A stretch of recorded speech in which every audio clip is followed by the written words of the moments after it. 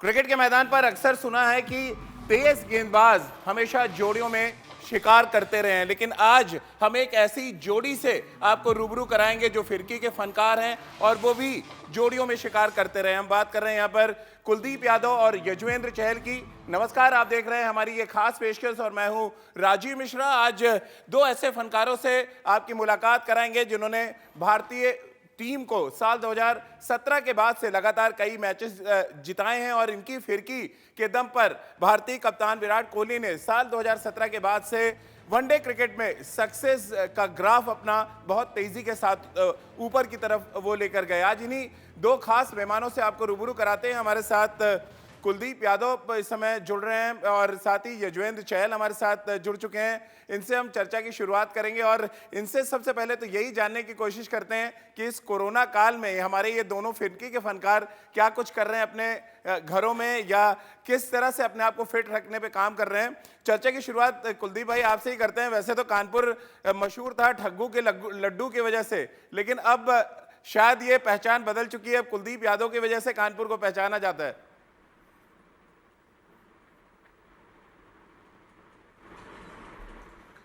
First of all thank you so much show में बुलाने के लिए। और ठग्गू के लड्डू हमेशा के लिए फेमस रहेंगे और मुझे ऐसा लगता है कि जो हिस्ट्री है वो बनी रहनी चाहिए। और मुझे ऐसा लगता है कि ठग्गू के लड्डू का जो स्वाद है जो लोगों ने खाया है शायद वही बता सकते हैं, उनकी ज़ुबान टेस्ट कर सकती है। तो मुझे ऐसा लगता है कि जो चीज़ पहले से रही है उसको ही हमेशा रहने दिया जाए। जी युजी भाई, आप किस तरह से क्योंकि आप दोनों जोड़ियों में शिकार करते रहे हैं, इसलिए हमारी बड़ी दिनों से कोशिश थी कि आप दोनों को एक साथ हम इंडिया न्यूज़ के प्लेटफॉर्म पे लेके आए। तो युजी भाई, किस तरह से आप इन दिनों समय काट रहे हैं, क्योंकि एक क्रिकेटर का मैदान से दूर रहना, गेंदबाजी अगर आप कर रहे हैं तो लगातार आपकी फिंगर्स में वो खुजली होती रहती है कि आप कैसे बॉल को ग्रिप करें, डालना शुरू करें। कैसे कैसे इस लड़ाई को लड़ रहे हैं आप लोग अपने अपने घरों में? सबसे पहले राजीव भाई थैंक यू इस शो पे बुलाने के लिए। और मेरा ये है कि सुबह मैं अपना मॉर्निंग वर्कआउट करता हूँ, जो रेगुलर मेरा रूटीन है मंडे टू सैटरडे। वो 6:30 मैं अपना मोस्टली स्टार्ट कर देता हूँ और फिर उसके बाद फिर मैं ब्रेकफास्ट बना के फिर अपना सोता हूँ। बस मैंने थोड़ा सा लाइफस्टाइल चेंज किया है अपना, कि मैं दिन में सोता हूँ थोड़ा सा और रात को फिर जागता हूँ, क्योंकि कुछ करने को है नहीं। मोस्टली टाइम अपने पेट्स के साथ टाइम स्पेंड करता हूँ और फिर अपने फैमिली का टाइम स्पेंड करता हूँ, क्योंकि काफी सालों के बाद अपनी फैमिली के साथ रह रहा हूँ और अभी नया घर भी बनाया है, तो एक अच्छा मतलब एक ब्रेक मिल गया है जो आप कह सकते हैं। बिल्कुल। और कुलदीप भाई, हमने एक तस्वीर अभी देखी कुछ दिन पहले जहां पे आप कोरोना वॉरियर्स की मदद के लिए बाहर निकले थे पूरी सेफ्टी के साथ। वो एक्सपीरियंस जरा आप शेयर करें, किस तरह का एक्सपीरियंस था ये कोरोना वॉरियर्स की मदद के लिए जो आप निकले बाहर?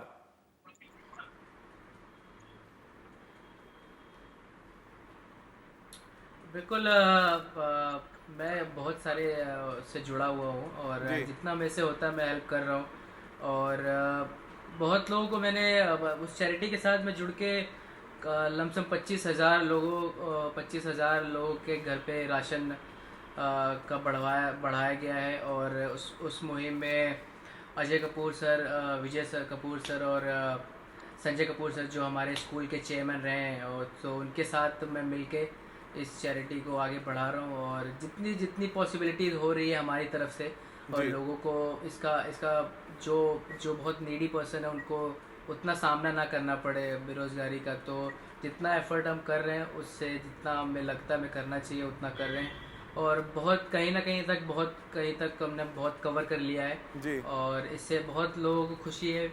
और मुझे ऐसा लगता है कि जो ज़रूरतमंद लोग हैं उनकी हमें बढ़ चढ़ के मदद करनी चाहिए इस टाइम में, क्योंकि सिचुएशन बहुत ख़राब है पूरे देश में। हालांकि हमें इतनी प्रॉब्लम नहीं होगी क्योंकि हमें कोई दिक्कत नहीं हो रही, पर एट द सेम टाइम जो बहुत नीचे स्तर के लोग हैं जो बेरोज़गार हैं उनको बहुत प्रॉब्लम हो रही है इससे। तो थोड़ा अपनी तरफ से एफर्ट कर रहे हैं तो कहीं ना कहीं उन लोगों को शायद प्रोवाइड किया जा रहा है। तो इस चीज़ में जुड़ के मैं काफ़ी खुश भी हूँ। बिल्कुल युजी भाई, एक वीडियो भी आपका हम देख रहे थे जहां पे आप फिटनेस पे बहुत जबरदस्त तरीके से काम कर रहे हैं और उसपे यूवी भाई ने एक बड़ा अच्छा कमेंट किया था आपको।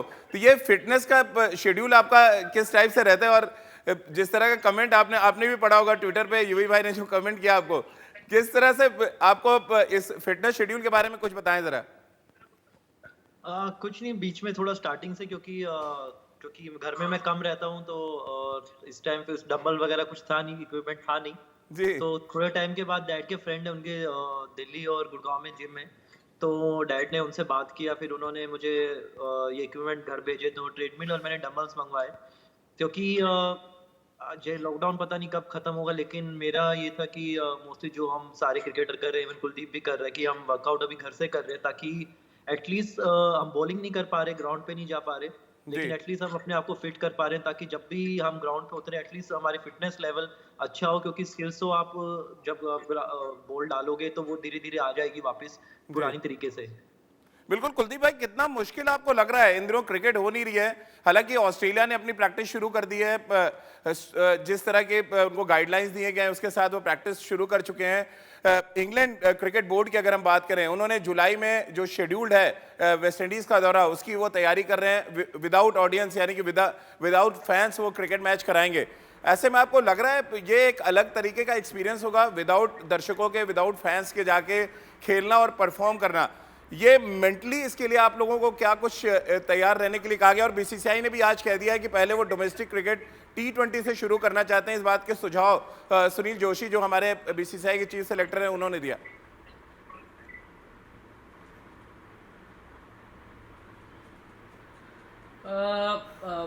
मुझे अभी अभी तक तो कोई गाइडलाइंस आई नहीं इस पे, जी क्योंकि अभी बोर्ड की तरफ से अभी कभी ऑफिशियली अनाउंस नहीं हुआ है, तो अभी मुझे ऐसा लगता नहीं कि अभी कुछ डिसीजन हुआ है, उसका वेट करेंगे। डेफिनेटली बहुत अलग रहेगा एक्सपीरियंस फॉर जो काफ़ी टाइम से खेल रहे क्रिकेटर्स इंटरनेशनल में, उनके लिए थोड़ा सा मुश्किल भी हो सकता है।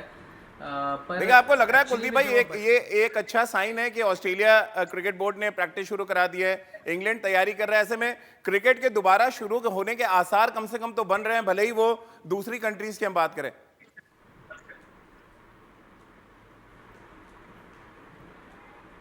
बिल्कुल बिल्कुल, अभी इंडिया में थोड़ी सी हालात थोड़ी बहुत नाजुक है, मुझे ऐसा लगता है थोड़ा टाइम लगेगा, पर जी एट द सेम टाइम जो बाकी की कंट्री है वहाँ पे इतने केसेस शायद नहीं है, ऑस्ट्रेलिया में इतने केसेस नहीं है, उन्होंने हैंडल कर रखा है, तो वहाँ पे शायद क्रिकेट स्टार्ट हो गई, शायद प्रिपरेशन सारी उन्होंने स्टार्ट कर दी है क्रिकेट एक्टिविटी। मुझे ऐसा लगता है कुछ आने वाले टाइम में इंडिया में जैसे से कंट्रोल में लाएंगे हम इसको, तो क्रिकेट बाकी सब एक्टिविटीज स्टार्ट हो जाएंगे, नॉट जी ओनली क्रिकेट, बाकी सब जितने भी चीज़ें लॉकडाउन की वजह से बंद हैं वो शायद सब चीज़ स्टार्ट होगा। जी आपको भी यही लग रहा है योजी भाई जी कि जिस तरह से दो क्रिकेट बोर्ड्स कम से कम एक पहल शुरू कर चुके हैं, एक अच्छी खबर आना कम से कम क्रिकेट के मैदान से शुरू हो चुकी है, फैंस के लिए अच्छी खबर है, और ऐसे में अक्टूबर में जो वर्ल्ड कप शेड्यूल्ड है, आपको लग रहा है इतना आसान होगा? क्योंकि 2 महीने से आप ऑलरेडी क्रिकेट नहीं खेल रहे हैं, 2 महीने आगे होने के कम से कम इंडिया में चांस नहीं है, ऐसे में अगर डायरेक्ट वर्ल्ड कप खेलने की बात की जाती है, कितनी परेशानी की बात होगी आप जैसे गेंदबाजों के लिए, खासतौर से जो रिस्ट स्पिनर्स हैं? आई थिंक ये जो होगा ये सबके लिए, जो भी जी चाहे जितने भी क्रिकेटर हैं, ये सबके लिए थोड़ा डिफिकल्ट होगा ही, पर ये चीज़ हमारे हाथ में है नहीं, तो यही होगा कि जल्दी से ये चीज़ खत्म हो, क्योंकि काफ़ी प्रॉब्लम हो रही है इसको सबसे, और हमारा यही रहता है कि अपना वो उस बारे में ज़्यादा सोचा भी नहीं जा रहा, क्योंकि वो पता नहीं कब होगा, अक्टूबर में होगा या जुलाई में होगा या अगस्त में होगा। जी तो मतलब यही है कि ज़्यादा जो हम जो कर रहे हैं अपना फिटनेस पे, जो घर पे जो कर सकते हैं अभी उसी बारे में सोच रहे हैं, और पुराने मैचेस देखते हैं, ताकि थोड़ा सा माइंड में ये चीज़ रहे कि उस टाइम जब आप बॉल डाल रहे थे तो आप जी क्या सोच रहे हो, उस टाइम आपका माइंड कैसे चल रहा था।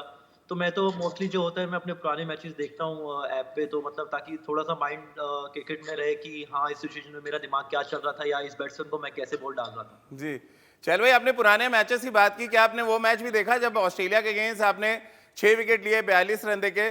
क्योंकि ऑस्ट्रेलिया के बारे में मैं इसलिए पूछ रहा हूँ कि ऑस्ट्रेलिया के जो कोच है जस्टिन लैंगर, जैसे ही वो नंबर 1 बने, वो और घर बैठे नंबर 1 बने, उन्होंने भारतीय टीम को एक चुनौती दे दी कि वो 4-0 से हराना चाहते हैं टेस्ट सीरीज। ऐसे में कैसे आप देखते हैं ऑस्ट्रेलिया के खिलाफ जो सीरीज शेड्यूल्ड है अभी दिसंबर में, तैयारी ऑस्ट्रेलिया ने अभी से शुरू कर दी?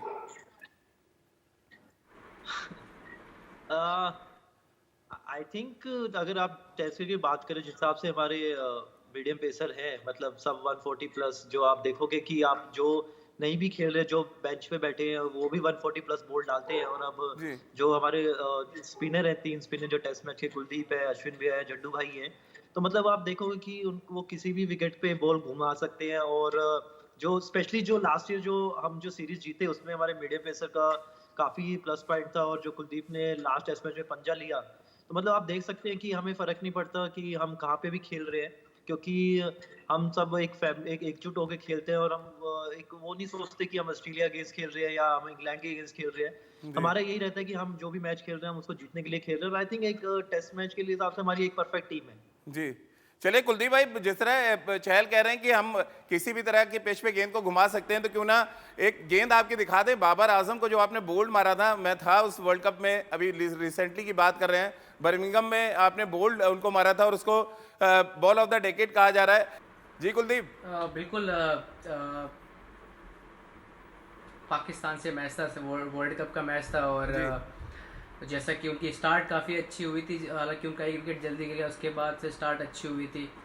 तो काफ़ी बातें कर रहे थे, मैं चहल और माही भाई ने काफ़ी डिस्कस किया कि कैसा विकेट है, क्या बॉलिंग करनी चाहिए। तो सब एक कंक्लूजन निकल के आया कि बॉल थोड़ा स्लो डालेंगे इस विकेट पे, क्योंकि बॉल थोड़ा स्पिन कर रहा था। तो अब काफ़ी बातें भी कर रहे थे इस दौरान, और पेशेंस बहुत इंपॉर्टेंट था उस टाइम पे जब मैं और चहल बॉलिंग कर रहे थे। तो ये था कि बस रन थोड़ा अभी पकड़ के रखेंगे, कंट्रोल करेंगे, तो शायद, क्योंकि दोनों अच्छा स्पिन खेल रहे थे, तो ये था दिमाग में कि ये भी रन थोड़ा कंट्रोल करेंगे तो शायद विकेट फटाक से आ जाएगा। तो वही हुआ एग्जैक्टली। बॉलिंग उस टाइम अच्छी हो रही थी, दोनों एंड से बॉलिंग अच्छी कर रहे थे मैं और चहल, तो प्रेशर बन रहा था उन पर, रन रेट ऊपर चढ़ रहा था। और उसमें से एक ये बॉल पड़ा था जिसमें प्रॉपर जो चाहिए होता है स्पिनर्स के लिए, ड्रिफ्ट, टर्न, बाउंस, और जिस तरह से बॉल हाथ से छूटा था, जो बेसिक होने चाहिए स्पिनर के, उस मुझे ऐसा लगा कि शायद वो सब कंप्लीट किया था, इसलिए बॉल अच्छा टर्न और ड्रिफ्ट हुआ। बिल्कुल कुलदीप, और जिस तरह माही भाई का जिक्र कर रहे हैं, तो चहल भाई, एक इंद्रो ट्वीट आपने किया था कि तीली कोई उनको आपको बुलाते हैं शायद माही भाई, और वो विकेट के पीछे से आप बहुत मिस कर रहे हैं। तो ये तीली वाला क्या स्टोरी, हमारे दर्शक, हमारे आपके जो फैंस हैं वो जानना चाहेंगे। जब माही भाई मैं स्टार्टिंग जब आया था इंडियन टीम में, तो जी क्योंकि माही भाई सबको पीछे से कुछ ना कुछ वर्ड्स में बोलते हैं जब भी आप कुछ बॉलिंग बताना होता है करके। तो उस टाइम माही भाई के मुंह पे कुछ नाम नहीं आ रहा था, तो एक मैच में उन्होंने तिल्ली बोला था। तो फिर मैंने पूछा माही भाई तिल्ली क्यों, कह रहे तेरा मुंह पे मेरे मुंह पे कोई तेरा नाम आ ही नहीं रहा है, तो तेरा से देख के तेरे को तिल्ली बोल देता हूँ मैं। तो तिल्ली, तब से फिर वो तिल्ली बुलाते हैं मुझे। चलो भाई, मिस करोगे आप, क्योंकि अब माही भाई क्योंकि काफी लंबे अरसे से नहीं खेले हैं, जुलाई के बाद से, 2019 के बाद से ऐसी खबरें भी आ रही हैं कि शायद वो जिस तरह का उनका नेचर रहा है वो कभी भी इंटरनेशनल क्रिकेट को छोड़ सकते हैं। मिस करेंगे आप as a wicket keeper, as a mentor, जिस तरह से विकेट के पीछे वो आप दोनों की साल 2017 से जो धार हम देख रहे हैं, उसके पीछे लगातार आप लोग कहते रहे कि बहुत बड़ा रोल महेंद्र सिंह धोनी का रहा है। नहीं, ऑब्वियसली मतलब जैसे वो लेजेंड है और जैसे वो ग्राउंड पे बॉलर्स को संभालते हैं या फील्ड प्लेसमेंट भी वो करते थे, तो उससे काफ़ी फ़र्क पड़ता था। मतलब ऑब्वियसली मतलब जब हमने काफ़ी उनके अंडर काफ़ी हमने विकेटें ली हैं, चाहे वो वर्ल्ड कप हो चाहे कुछ भी हो, हमेशा हमने उनको सुना है, क्योंकि वो विकेट के पीछे जो हमें बताते थे, आई थिंक 99% तो आई थिंक वो सही होता था हमारे लिए हमेशा वर्क किया 99%। तो ऑब्वियसली मतलब अगर आपके विकेट के पीछे कोई इतना सीनियर प्लेयर है, इतना एक्सपीरियंस प्लेयर है, और आप जब बॉल डालते हो तो आपकी बॉलिंग में फ़र्क पड़ता ही है कि आपका आधा काम तो वैसे ही हो जाता है जब आप बॉल जी डालने आते हो। तो आई थिंक ऑब्वियसली मिस तो करते ही हैं हम उन्हें। बिल्कुल। और कुलदीप, अगर माही भाई की बात करें तो आपके जहन में भी बड़ी अच्छी यादें होंगी। आपको क्या कुछ निकनेम देते थे जब आप गेंदबाजी करते थे, और किस तरह से आप उनको मिस करेंगे, जिस तरह से खबरें आ रही हैं कि शायद वो मैदान पे ना आए वापस।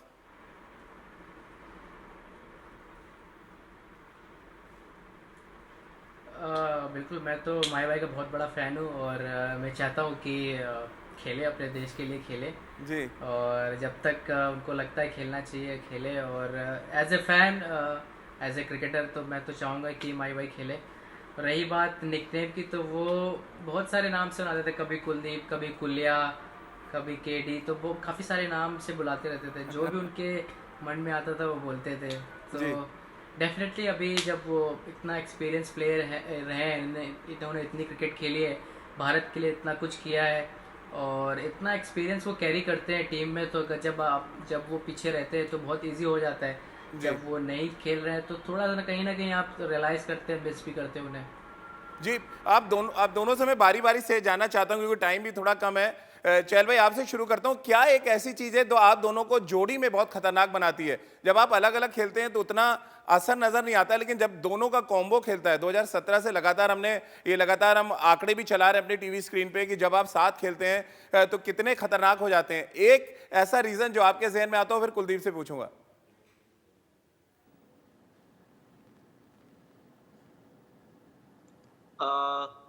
आई थिंक जो हमारे में एक एक बॉन्डिंग है, क्योंकि वो 7-8 साल हो गए एक दूसरे को जानते हुए, और ये 2012 से स्टार्ट हुआ था जब हम मुंबई इंडियंस में साथ थे। जी, और फिर उसके बाद डोमेस्टिक क्रिकेट भी हम, जैसे केएसए टूर्नामेंट होता था तो हम उधर रहते थे और हमारी बातचीत होती थी। और आईपीएल के बाद जैसे हम, जब टीम जब चेंज हुई, जब ये केकेआर गया और मैं जब आरसीबी में आया, तब भी हमारी फोन पे बात होती रहती थी, एक दूसरे का गेम देखते रहते थे। आई थिंक वही बॉन्डिंग फिर तब आया कि जब हम, और मेन चीज जो है कि हम एक दूसरे पे ट्रस्ट करते हैं काफी। जी, मतलब जब अगर कुलदीप कुछ मुझे को उधर से आगे बोलता है तो मैं उस पर ट्रस्ट करता हूँ, और या मैं कुलदीप को जो बोलता हूँ उस पर ट्रस्ट करता हूँ, चाहे हम मैच खेल रहे हैं या नहीं खेल रहे, हम एक दूसरे से जब बात करते हैं तो आई थिंक वो ट्रस्ट फैक्टर जो है हम एक दूसरे पे, आई थिंक वो हमारा एक मेन वेपन है। क्योंकि जी, हम कभी, अगर कुलदीप मुझे आगे कुछ बोलता है तो मैं ये नहीं सोचता नहीं यार इसने ये क्या बोला होगा, तो मैं उस चीज को फॉलो करता हूँ। तो आई थिंक ये चीज हमारे में एक जोड़ती है, और हम दोनों से हमें पता है कि किस टाइम पे हमें विकेट लेने जाना चाहिए, किस टाइम पे हमें अटैक करना चाहिए। जी, क्योंकि एक साथ आप दोनों कई बार अटैक नहीं कर पाते, तो कई बार होता है कि यार अगर मुझे 8-10 रन का ओवर आ गया तो मुझे पता है कि वहां से कुलदीप संभाल लेगा। जी। अगर कुलदीप को आता है तो उन्हें पता है कि मैं संभालूं, तो एक वो जो ट्रस्ट फैक्टर है, वो आई थिंक वो हमारा मेन वेपन है बॉलिंग में। बिल्कुल, कुलदीप भाई आपको लग रहा है 2017-18 जिस तरह से आप दोनों ने डोमिनेट किया, 18 खत्म होते-होते हमारे तेज गेंदबाज इतना अच्छा करने लगे, शायद इस वजह से आपकी जोड़ी थोड़ी-सी टूटी, एक साथ बहुत कम खेलते हम देख पा रहे हैं आप दोनों को?